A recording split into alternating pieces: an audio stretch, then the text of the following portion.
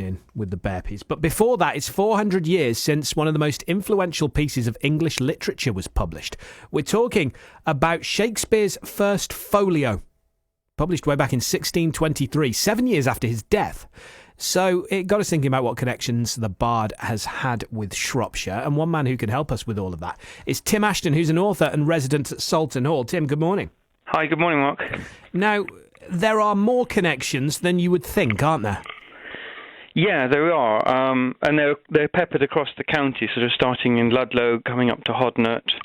Bits of the action in Richard III are just outside Wem. And at Soulton Hall, we've been doing some work that started during the pandemic when all of the drama came here, which begins to indicate that As You Like It may be set outside Wem. The main part of the action, yeah. That's an interesting location for a Shakespeare play, for a man from Stratford to write. Yeah, well, I think the play is a kind of cultural monument to the work of Sir Rowland Hill. The Hill family is obviously very important in Shropshire. There's multiple important Rowland Hills, but the one on top of the hill at Hawkston Park Follies there is the publisher of the Geneva Bible, and an incredibly important statesman who ushered in the Renaissance just ahead of the accession of Elizabeth I. Right. And that time was incredibly dangerous.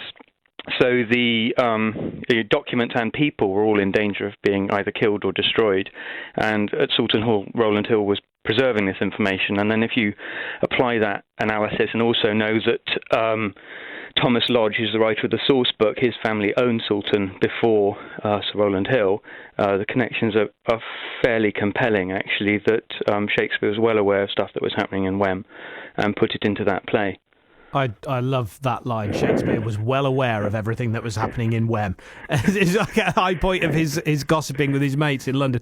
In terms of the document as a whole, this is a collection of his work, isn't it?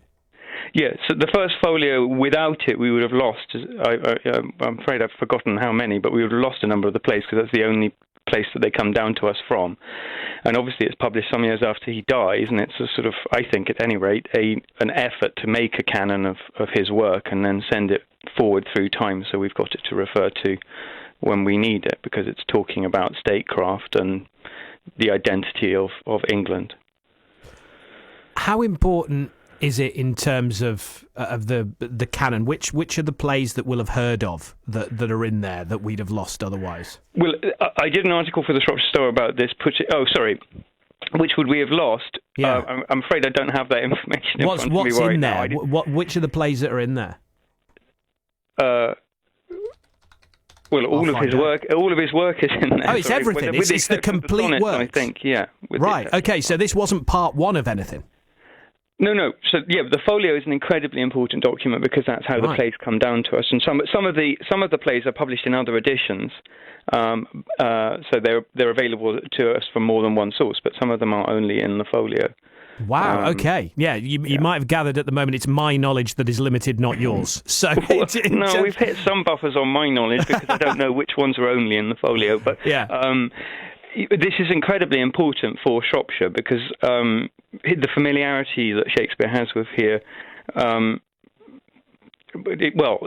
you can see where this goes. Wem can speak about more things that it's been important in doing for the country.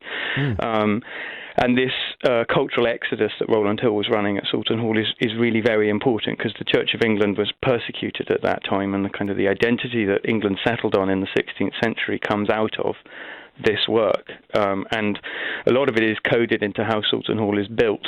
So that work is by James Wen from Bergen East, and my family have been supporting him to do that scholarship.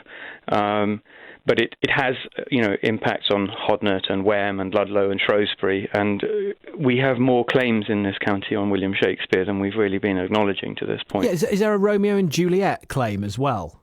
Well, so I was saying, the article I'd written for the Shropshire Star sets out other people's work, and there's a scholar in Germany who's respected and published, who says that Elizabeth Vernon, who's born in Hodnet, is the inspiration for the Dark Lady in the sonnets, and potentially also Juliet in Romeo and Juliet. Wow! Because the number of important courtiers and smart set people of sort of 16th century England that have connections to Shropshire and Shrewsbury is is really quite striking.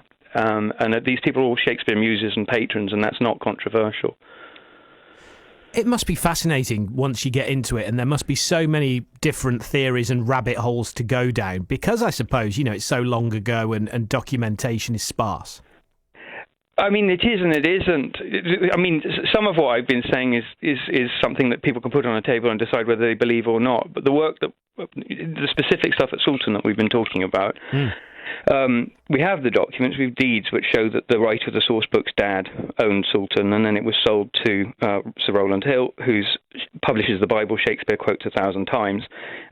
So clearly Shakespeare's aware of that man.